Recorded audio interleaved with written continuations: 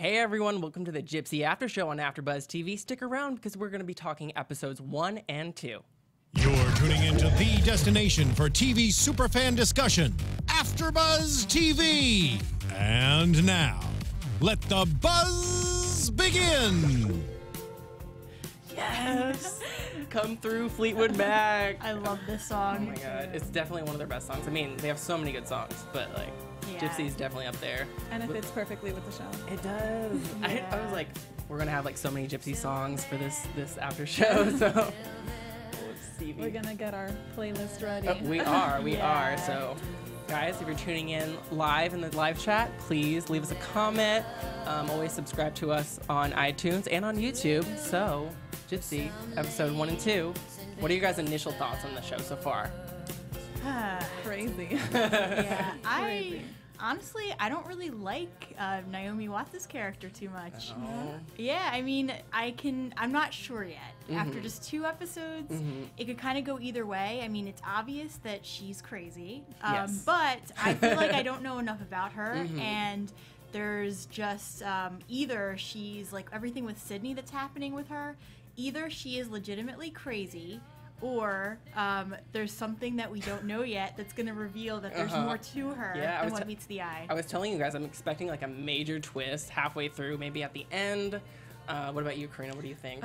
This show gives me like a Gone Girl type of feel, and I'm like, okay, she's really crazy. I'm like, but is she willing to murder somebody? And if she does, find out. my god, it'll just be awesome. Yeah, so we're going to start off with episode 1 titled The Rabbit Hole, and I think that's such a great title because right now, us as viewers, we're going into the rabbit hole. We don't know what to expect from Naomi Watts. She's playing Jean Holloway. She's a therapist, and we already know she's going to get into some hot water. She's gonna be some scandalous activity, some dangerous activity. So I'm ready. But these first 2 episodes definitely started out as they were definitely a setup.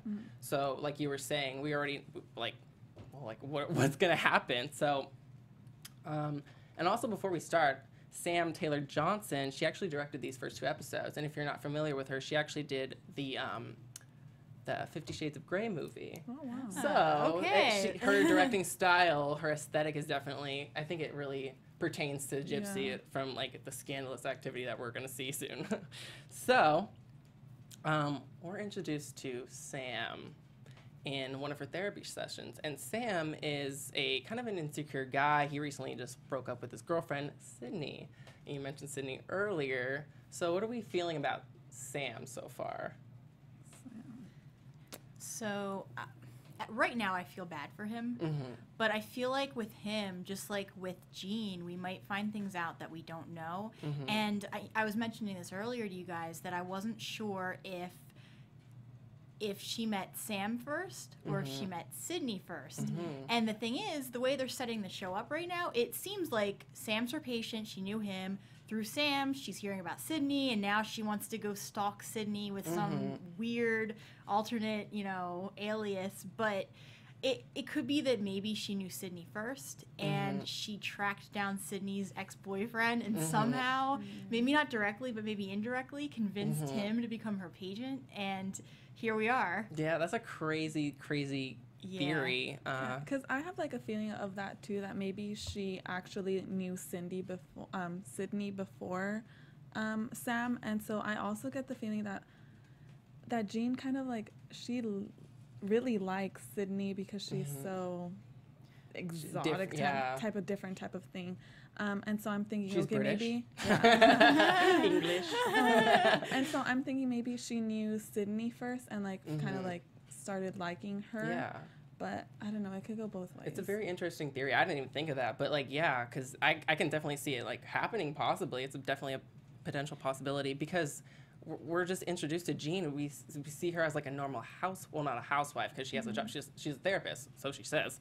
So she says. So she says. But all of a sudden, she's so quick to, connect with Sydney. So it's interesting too because when we are introduced to Jean and Sydney, I think we see them first before we actually even see and meet Sam. So I almost think like at first, I thought it might have been her daughter, and I thought it was funny too I mean, I don't think it's her daughter now, but when I first noticed, I just got the vibe of, why is she, like, you know, kind of just stalking this woman like this?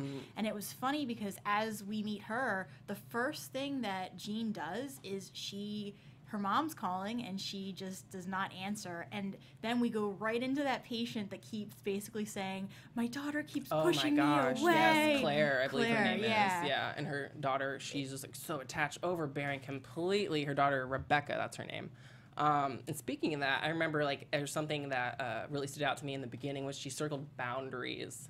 And so that's something that, like, I think really is, like, she's trying to enforce boundaries with her patients, yet her, and, like, outside of the therapy sessions, she has, like, no boundaries because she's going into, like, her patients' lives, basically. Not even her patients' significant others and what have you.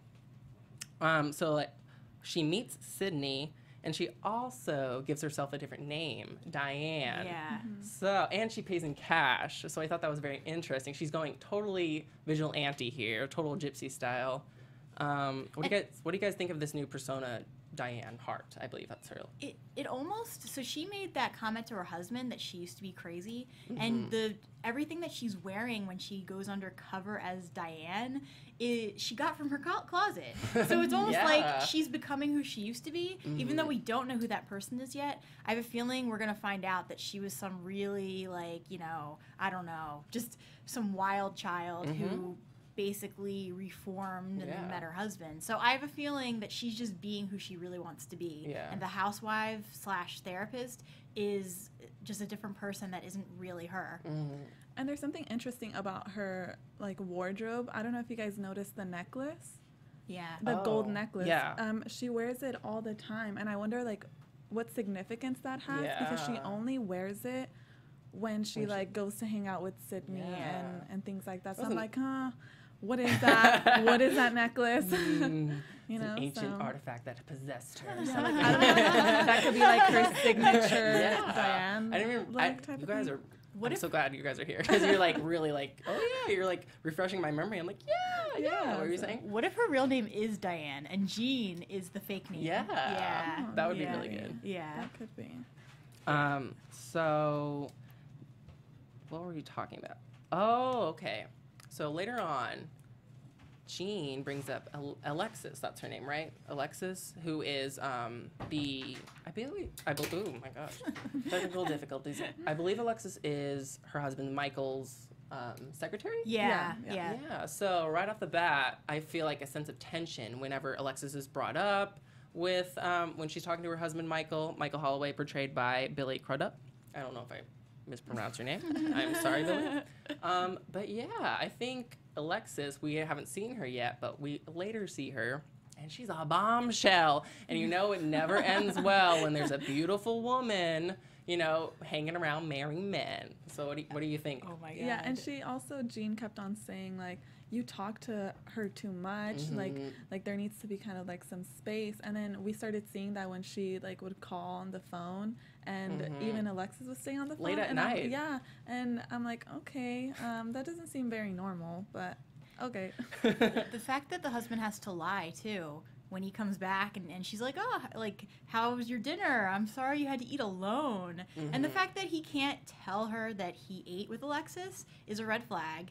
And the energy between the two of them, the husband, even though he's acting like a really good father and husband, there were times I did feel really bad for him because of what Jean was doing.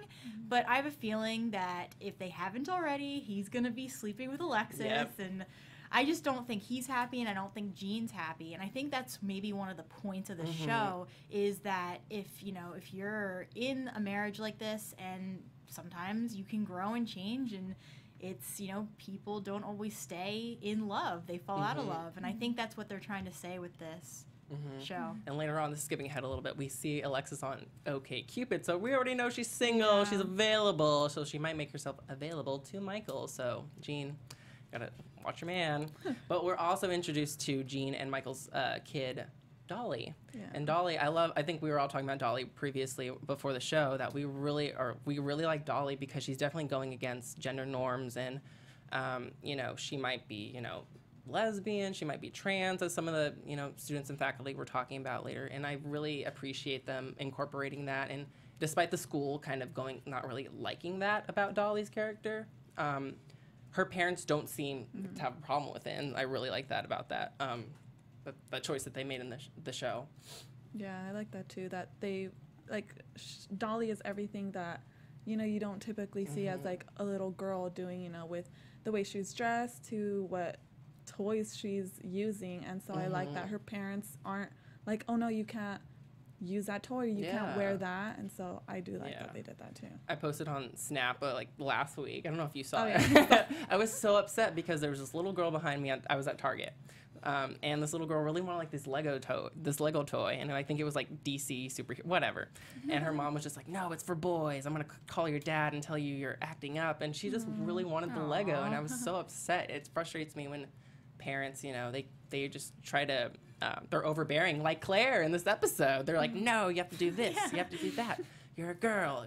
Conform to gender roles," and it's I want to say her name, Dolly, that could not have been an accident that they decided to name her that. Because you think of it, like, it's like feminine. Yeah, like a doll. And it's just, she's dainty. Like her own thing. Yeah. She does karate or judo. Karate, I think. Karate, yeah. And just, I just love how I love Dolly. I think she's one of the best characters right now. She's probably one of the few characters I actually like.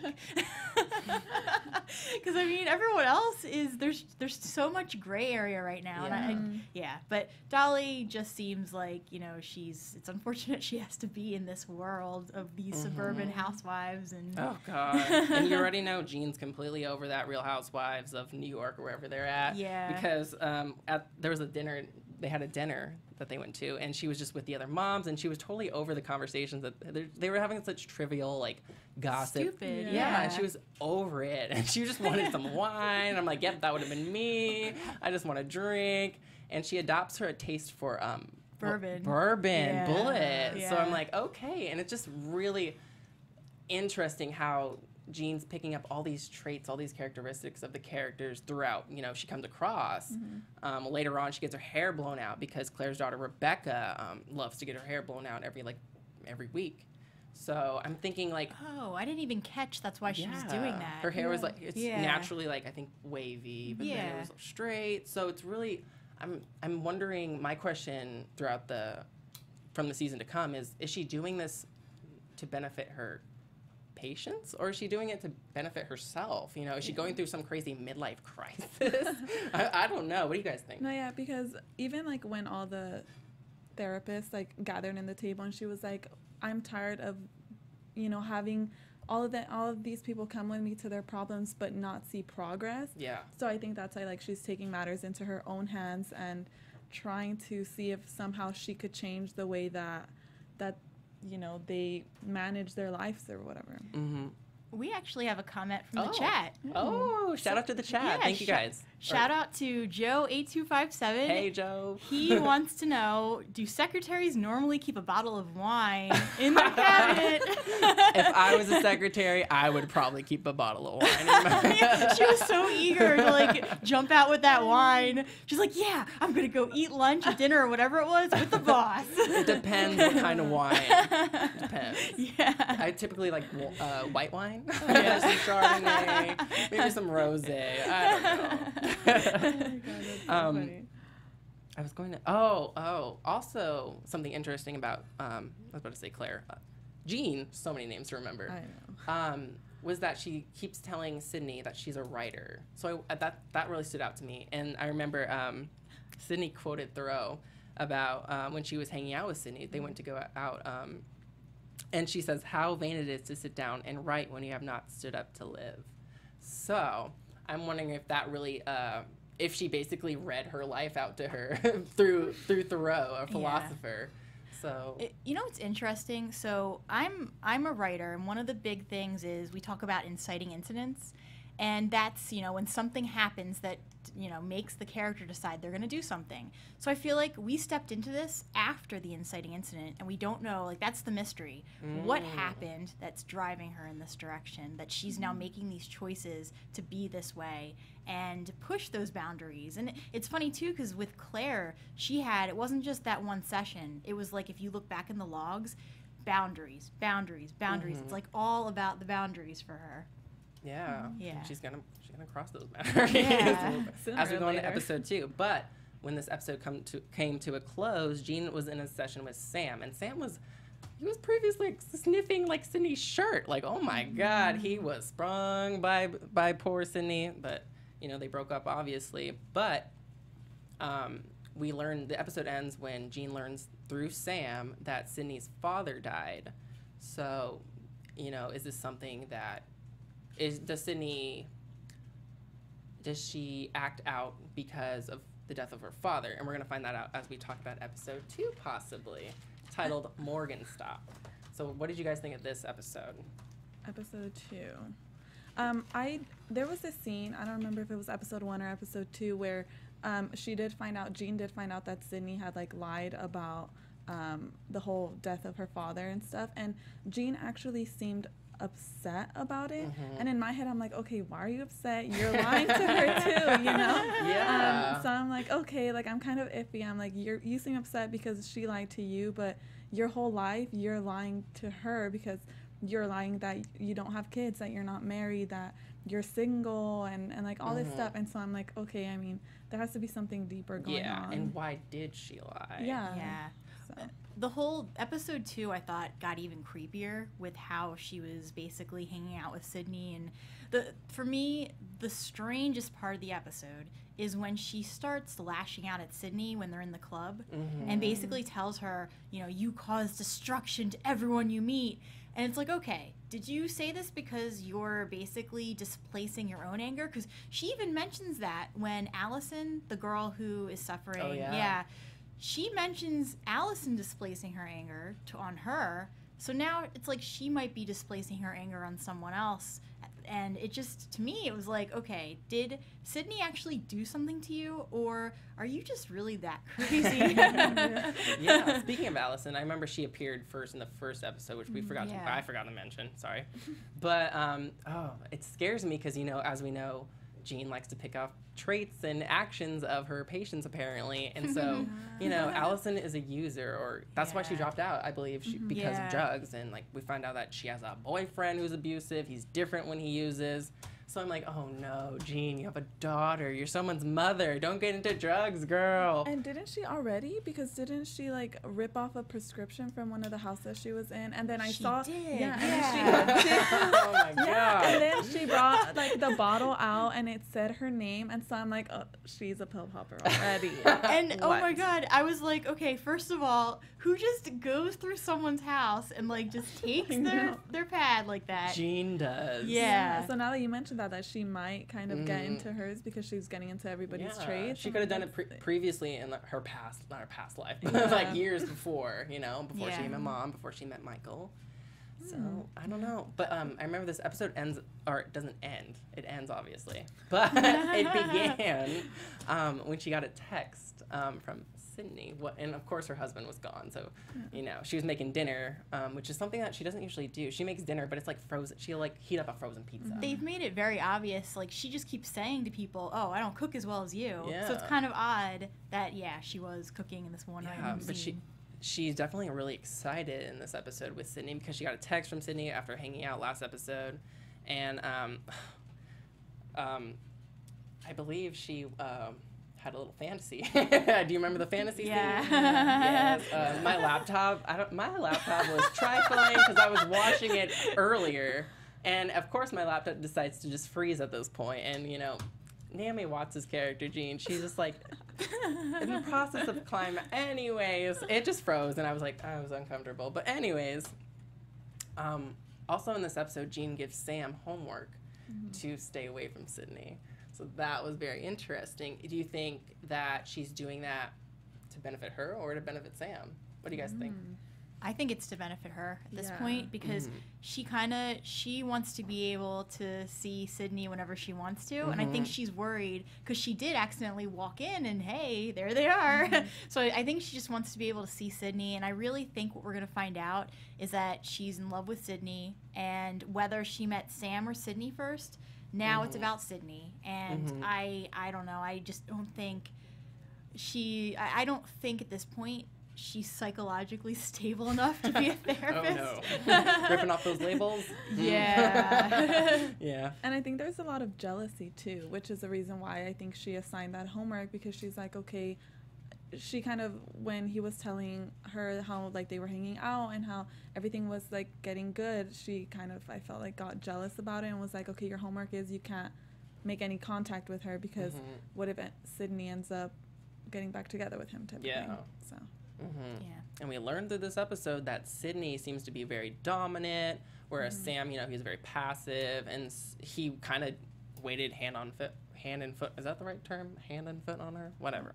He catered to her every whim and whatnot, and I think Sydney got bored and she kind of ghosted. Yeah. But we're learning that they're like kind of reconnecting. They're being cordial with one another every now and then, or at least that's what Sam's saying. And also, something interesting, maybe we'll find out later, is that Jean picks up Dolly and she schedules a play date with the child that Dolly kissed, I believe. Yeah. Michelle, that's her name, not the daughter, but the mother's mom. name is. But everything seemed fine, so I'm really interested in seeing how that's gonna unfold, because that was just a little teaser, I guess. Every time she's around any of the suburban wives, it's just so, like, the tension, the unspoken tension is just So at its uncomfortable. highest. Yeah. Yeah, it's like, I don't know, it almost, when I was talking to my friend about the show, and she mentioned that this kind of reminded her of Nocturnal Animals. Ooh, that's a good one. Yeah, and that, if you guys are familiar with that at all, it's It's yeah. phenomenal movie. Yeah. Aaron Taylor Johnson, he's actually married to the director of these two episodes. So That makes shout sense. out to Yeah. point. Anyways, I don't mean to interrupt you. No, I was just gonna say it has that feel. Yeah. And it's a protagonist that something is off, and everyone that she's interacting with, especially the wives, it's almost like they know something that we don't yet know. But it's interesting because, you know, we see more of this overbearing mother who doesn't know what boundaries are with her daughter, Rebecca. But as we're saying, Claire, I feel like Claire's just very frustrated. And like you were saying, you brought up that she's frustrated with no progress, so she's really taking matters into her own hands. But it's like the show kind of makes it seem like she's doing something good, but really she's doing something bad. So it's a double-edged sword. I don't know we just don't know her intentions. And so she ends up going to Sydney at work, and she starts interrogating her. She just wants to know more about Sydney, and I'm just, why? But anyways, Sydney, she ends up inviting Jean to a little pop-up event, I believe, from like one of her mutual friends. But moving on to, Allison, she comes back, boyfriend drama. That's another. I felt so bad for her. Allison, when she showed up and she was obviously high and she was, And it was, even though, like, that was probably the one moment where I liked Naomi Watts' character, Jean, because she was actually taking care of this girl. And she said, it's okay. Like, you could stay here. Yeah. And it was, oh my gosh. And I wonder how Jean is going to, like, meddle into kind of, like, Allison's life to see how, I don't know, maybe she's going to get in contact with Allison's boyfriend or something. I don't know. That's going to be the dangerous part. But, I'm wondering, are these patients' lives, are they all going to, like, somehow connect in a way? That's something that I'm wondering. Or are they going to be, like, their own separate, like, just events, own little stories? So I'm expecting them to somehow make it all connect, and I would love for that to all connect somehow. Yeah, because the first episode, when they introduced all the patients, I was wondering, okay, I wonder if in every episode there's going to be either new patients where she meddles into their lives, or like you said, are they all going to connect towards the end, you know, making like this big story. Yeah. Because it almost feels a little disconnected right now. I mean, Sydney is obviously the main focus of this, but I have a feeling that we're going to learn more as the series goes on, and that it is going to all connect. Yeah. And we're just gonna find out certain things. It's like, okay. We have 8 more episodes to figure this out. Yes. But I'm really excited. I really just want to, I was telling you guys, I just want to binge it all through, but like I can't. Like, I think the discussion is way better when we kind of just focus on 2 episodes each week. So Yeah. but like the it's problem like I want is- to binge. I want to find out. So basically we're not gonna know until like a month later, right? Yeah. So Jean, she goes to like the little band or whatever, or was it no? It She was goes. just like a club, like Yeah. an Yeah. underground secret club type of thing. I guess so. It was looking like a rave. In a really interesting part of town. Yeah. She ends up meeting like I forget what was his name. They were like her Sydney's friends. Sydney's because I remember he showed up last episode, I believe, if that was the same character. Oh, But the one that anyways, was outside with her? yeah, remember when he was smoking? My question is, okay, like to me, when I'm watching Jean, I keep thinking it's so obvious that she's interrogating these people, and I'm thinking, how does Sydney not realize that something's up with her?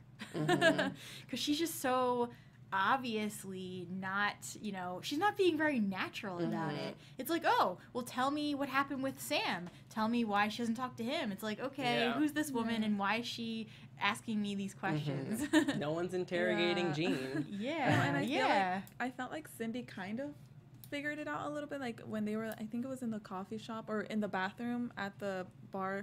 She was like, why are you so interested in my life? And I think from there she kind of started a little bit, but she was still kind of blindsided by what she's doing. I love the quote that she said to Sydney about her resembling like a Rorschach. I can never say that word. A Rorschach Yeah. blot. Like the what do you see here in therapy sessions? Oh, yeah. And it's like, oh yeah, she's a therapist, so of course she would use that term. But Sydney, she said that about Sydney because she wants people to see what they want to see in her. So I thought that was just like a profound like thing for her to say. It was, but I feel like she didn't have a basis to say it. She hasn't known Sydney that long. I feel like if she's acting like she does, either there's something we don't know yet, or she's saying it based on what she heard from Sam. And to me, Sydney seems pretty. I mean, I know we usually have just seen her with Diane/Jean, but Sydney seems pretty like stable. I mean, she just seems to be the same kind of person, no matter what setting we see her in. So I almost feel like Diane/Jean is saying this because she really means to say it about herself. She's putting all the blame on Sydney. Yeah. When really she doesn't look. Yeah. Look in the mirror, girl. This episode came to an end when she,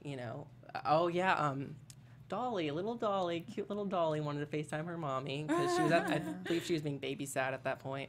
I mean, she didn't leave Dolly at home, so she has somewhat good parenting skills. Yeah, somewhat. And Sydney wanted to say hi to her niece because she said Dolly was her niece. However, that's really her daughter. And so Jean got all mad. She was pissed. She started yelling at Sydney. She was saying, what did she say? Do you remember what she said? No, but Basically, she's selfish. She's destructive. Everyone's a casualty to her. Everyone whose path she crossed, she like, basically just is. Like it's just, her intent is to hurt. And yeah, to me it was like way overreacted on that. Like, come on. She was just scared of being found out. Yeah. Dolly was saying, "Mommy, mommy," and she was pissed. So I mean, yeah, it's kind of bad to look at someone's phone, but it's also bad to lie. Yeah. But it was weird because Sydney didn't even catch on to the word mommy. Yeah. Like, she still thought that she was her niece the whole time. So the fact that Dolly was saying, like, mommy, like, mom, and then she didn't catch on to that. And I was like, okay. Maybe she was tipsy. She was just like, Maybe. Because Jean or Diane, like, one of those two, I felt like she got so mad because she maybe thought that Sydney also heard that. Yeah. Like, heard that she was calling her mommy, but she didn't, so. That's what happens when you try to lead a double life. We're gonna, and they have each other's number. You know how easy it is to find out like someone's real identity. You know, Oh my God, your number's Google. connected, Instagram, Snapchat. Facebook. Yes, like I know Yeah. the deals. So we actually have a couple more comments in the Woo! chat. Shout out to the chat. So I'll shout out to Bruce Lee. And Hey. we still have Joe in here. And yeah, Bruce Lee says they should just go for it. I think, let's see. Oh, I think he's talking about Alexis. Oh. Yeah. Just go for it. I mean, hey, Jean's obviously, she's going for it. And Joe says it was almost like she was talking about herself. Probably Jean in the club. And yeah, definitely agree with that. Yeah. And she goes back home. She rushes out of the club, the event, whatever. She goes back and, she meets her husband. And they both lie. They both lie. So I'm wondering, Michael, man. what are you up to? Jean, like obviously we know what you're up to. So I'm interested in seeing if we're gonna get more of Michael's perspective. Also, Michael, he saw the stamp. He's like, "What's this?" And from the bar. And the whole time that she was in the bathroom, I was like, is she gonna take it off? Because like she was like looking at herself in the mirror, and like you could totally see it. I was like, is she gonna take it off or not? Because Michael's probably gonna find out. I'm wondering, like, if we should start a tab on how many episodes do we think it'll take for them to break up? Oh my god. Oh, let's do it right now. Yeah. Ooh, When do you think? I think 3. 3? Three? Oh, Three. that's early. That isn't. That's next episode. Or- Well, Okay. okay. So like, I mean, It might be.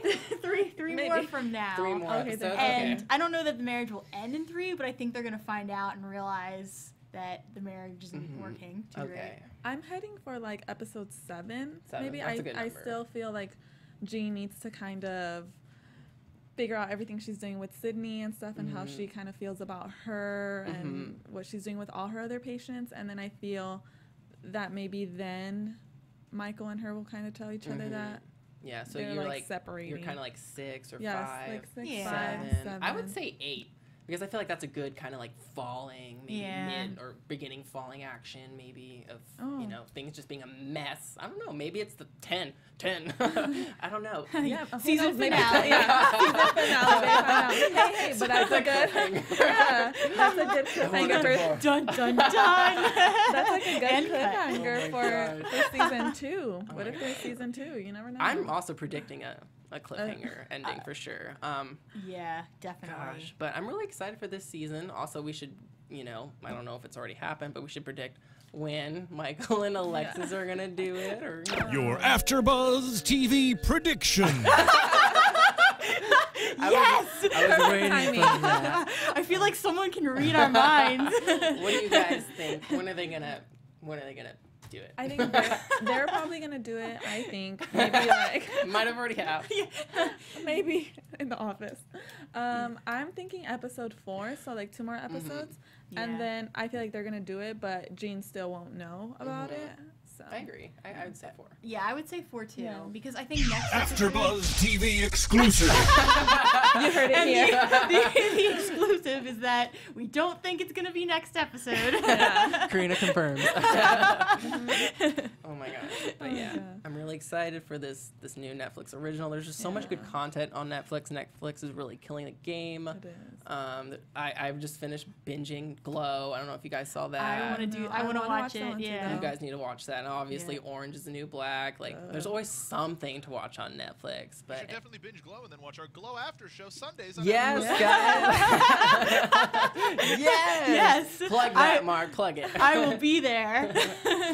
But yeah, any closing thoughts on these 2 episodes or what's to come? I'm just excited to see how Jean unfolds and her craziness, and Sydney too, because I actually really like her character. Yeah, actually, I like Sydney too. Yeah. Yeah, like I think even though she obviously has her situation going on for her, she seems more normal, and she seems like one of the most normal characters in the show. And Jean, yeah, I don't know. I'm honestly really worried about what we're gonna find out with her. And I'm worried what she's gonna do. Every move she makes, I'm like sitting on the edge of my chair. Don't do it. I'm just shaking in anxiety. Even when she went to get her hair blown out, I was like, what is this woman doing? She looked better with the waves. Like, I was like, no. It looked good, but like, I like the waves. Yeah. personally. But yeah, that's basically it. You guys should leave a like if you enjoyed this after show. Like us on Facebook. Shout out to the chat. Anyone else say anything? Okay, well, Joe said one more thing. He said the next episode we find out that they are messing around. Oh, good. It might be episode 3. Yeah. Well, I guess we'll find out. Yes, guys. Subscribe to us on YouTube. Subscribe to us on iTunes. And where can we find you guys on social media? I am at Rachel Goodman on Twitter and Instagram and Facebook. Long drawn out pause. And you guys can find me everywhere on Twitter and Instagram at Karina XVRGS. Yes, I'm so excited to be in this after show with you guys. Tune in next week. Find me on also social media platforms at Ollie Dreamer. And yeah, episodes 3 and 4. 3 and 4. 3 and 4. Next week on Monday at 8. Bye. Bye, guys. Bye. From executive producers Maria Menounos, Kevin Undergaro, Phil Svitek, and the entire AfterBuzz TV staff, we would like to thank you for listening to the AfterBuzz TV network. To watch or listen to other after shows and post comments or questions, be sure to visit AfterBuzzTV.com. I'm Sir Richard Wentworth, and this has been a presentation of AfterBuzz TV. Buzz you later. The views expressed herein are those of the hosts only and do not necessarily reflect the views of AfterBuzz TV or its owners or principals.